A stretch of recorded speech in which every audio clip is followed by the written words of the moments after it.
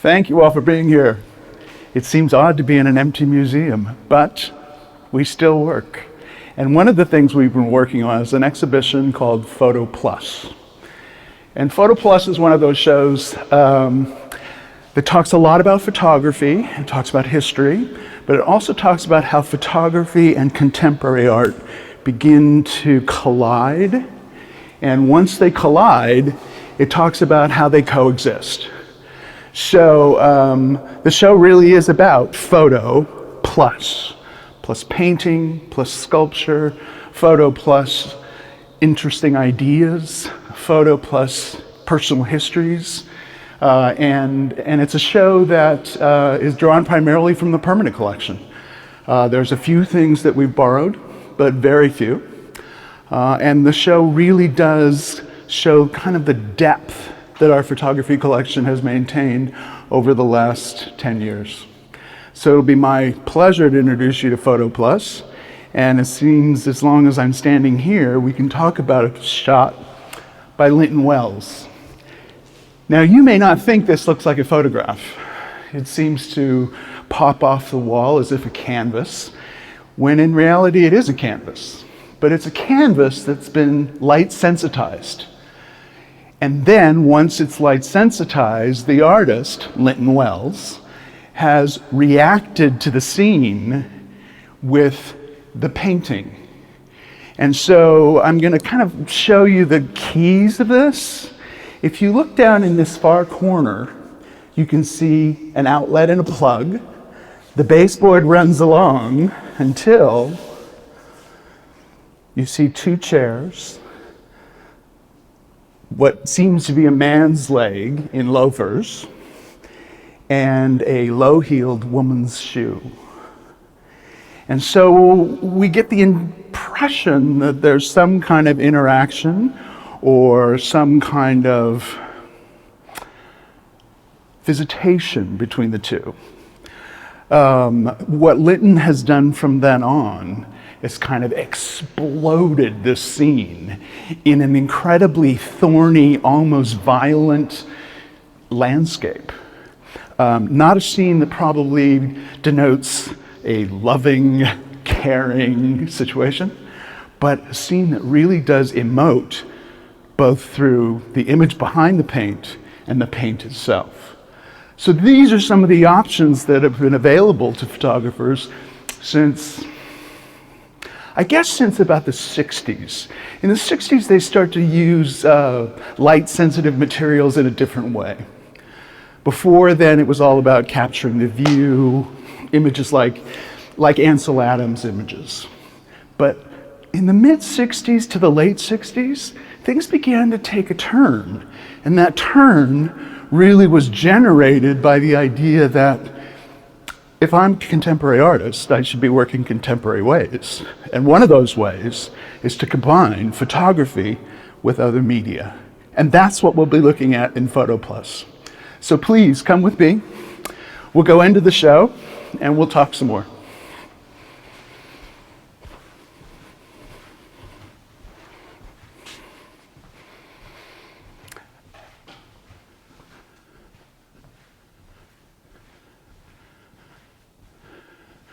So here we are, we're in the Rays Gallery on the second floor of the Norton. And we started talking about photography and painting. And I take these terms a little loosely, and I'll show you why that is. First, we can look at this Rebecca Horn piece. And while that piece by Linton Wells that we looked at looked incredibly jagged and if a little violent, the piece by Rebecca Horn seems a lot more sensual. Yeah, there's some expressive use of inks that not only go across the image, but beyond the image. And so there is a sense of using paint on photography as an expressive kind of dialogue. What's interesting to me, though, is this really lovely Jan Farb, a Belgian-born artist. But I will tell you, when I first took this job and I was going through all the boxes and looking at photographs, and I literally could not find a photograph by Jan Farb. Until finally Pam Perry, our registrar, told me, oh, that's the one that's ballpoint penned. And I looked at her and I said, excuse me? And so she pulled this out. The photograph is completely there. Hard to see, but if you give it enough time, it's one of those photographs that keeps on giving. If you keep looking at it, the entire surface has been worked with a ballpoint pen, a blue ballpoint pen. And so not only does it kind of reference the cyanotypes of the 19th century, but this kind of wonderful, I don't know if it's a pre-Columbian or if it's simply, one of those faux buildings, begins to emerge in front of a reflecting pool, which looks very 19th century. And so it's this play on 20th century becoming 19th century, feeling like 21st century. It's a really great little piece, if only so far as to keep the piece current.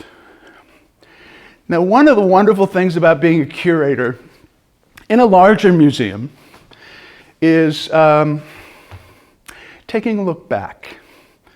I've only been here now for 9 years, but there were curators before me. I know that's hard to believe, but there were. And some of those curators were making incredibly smart buys. One of those buys is this amazing piece by Radcliffe Bailey. This was purchased for the Norton in 1999. Radcliffe Bailey is one of those artists who was breaking the bounds of whether it's photography, painting, installation, sculpture, taking all of those elements and using them to their best potential. So Radcliffe Bailey in this piece, which is an amazing, wonderful piece from a series called The Gathering, uses photography, embeds the photography into a showcase. Now, as an old altar boy, I can tell you that we used to have in the Roman Catholic Church, and maybe they still do, a lapsed Catholic, a monstrance. Not a monstrosity, but a monstrance. And a monstrance was one of those altar elements in which the consecrated Eucharist would be set for a benediction. And so what Radcliffe has done is actually created this contemporary monstrance. Embedded within it is a fertility god from West Africa. And then he then begins, like Rebecca Horn, like Linton Wells, begins to riff using paint, using the rhythms of paint, the rhythms of music almost, paint in order to expressively address the piece in the middle. It's a great piece, and we got it so early. It was a 1999 piece that we bought immediately, and it was a smart buy by whatever curator did it. I only wish it had been me. So while the Radcliffe Bailey has very sculptural elements to it, it stands off from the wall, it's got a depth to it, there's this interior depth that goes into the four-part photograph that's embedded in the piece. It's still a wall-bound piece. What happens is that photographers and contemporary artists begin to think about that idea of being wall-bound and whether that's really necessary. One of those artists happens to be Christian Boltanski, a French artist, kind of the godfather of these kind of elegiac installations, if you will. What it is a series of tin boxes. In the tin boxes, which makes up the superstructure, are clothing items, little pieces of cloth. And then attached to that are two tin boxes that are then, into them are receipted two photographs. And these photographs are taken from a group photograph of a Jewish elementary school class, pre-Second World War. And so if you wanted to talk about elegies, this is where Boltanski's coming from. These images are then lit using two lamps that at once eulogize the idea, but also seem to have that interrogation mode going. And so you've got this real interesting mix of complicity and blame playing through the same sculpture. These have become real touchstones for other artists working in this kind of memorialized way. And I will say that if there's one or two items that have been purchased during my tenure that I'm most proud of, this is one of them. But to take it even further in terms of photography into sculpture, you kind of have to look at this Oliver Herring. Now I know that it looks like she's just in a funny leotard, but believe me, that is incorporating an incredible amount of photography. It's all photographic. It's molded around a styrofoam base, but the entire body is photographic, from the hair to the skin to the eyes to the toes. It's a photograph, or multiple photographs that have been cut, pieced together, and laid in. It's a little unnerving. This is Cheryl. And the idea is, and his idea actually started by doing these interesting, almost cubistic styled portraits of Cheryl. And once he moves into this complete three-dimensional mode, everything shifts for him. And it becomes this real tour de force of using photography, putting it in 3 dimensions, and letting it have a certain weight. And so not to have Cheryl in the show would have been unthinkable, but featuring her this way, it's the first time she's been on view for the Norton.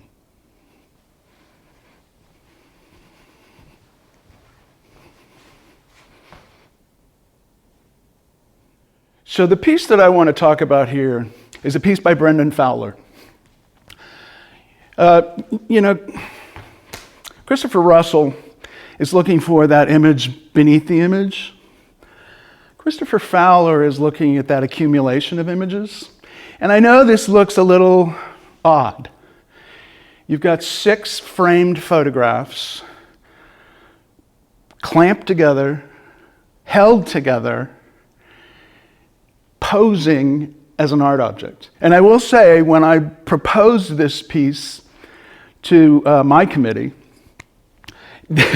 one of them was being incredibly honest and said, why does that belong in a museum?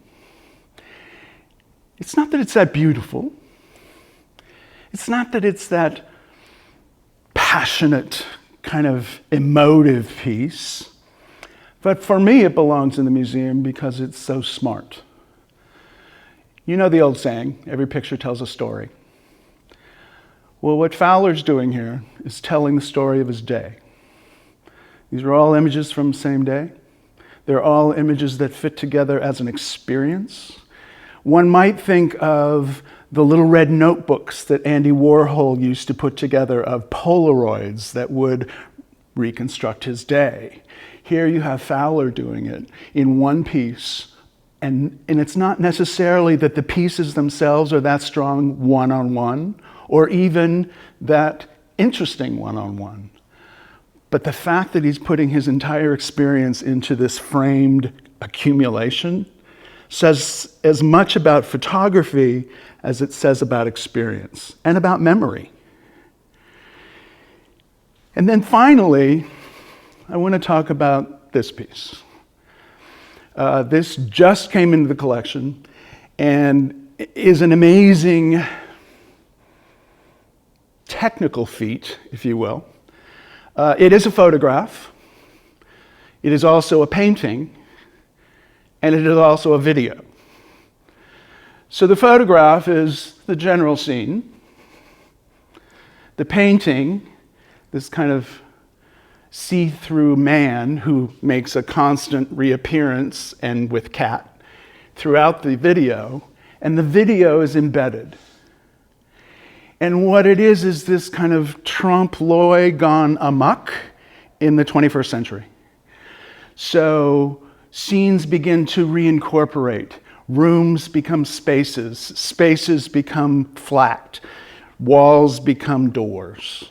It's a really interesting way of looking at multiple perspectives, using multiple types of media, and giving us that real sense of what really has happened here and what can happen here. And that's the interesting thing for me that happens with photography. Once photographers, as artists, begin to flex their contemporary art muscles, if they're good, they become those contemporary artists that begin to push painters, and they push sculptures, and they push the other people using works on paper. And so that's one of the reasons why I did this show, is to show you what Photo Plus can do. And I hope you're able to get in to enjoy it. Thank you so much.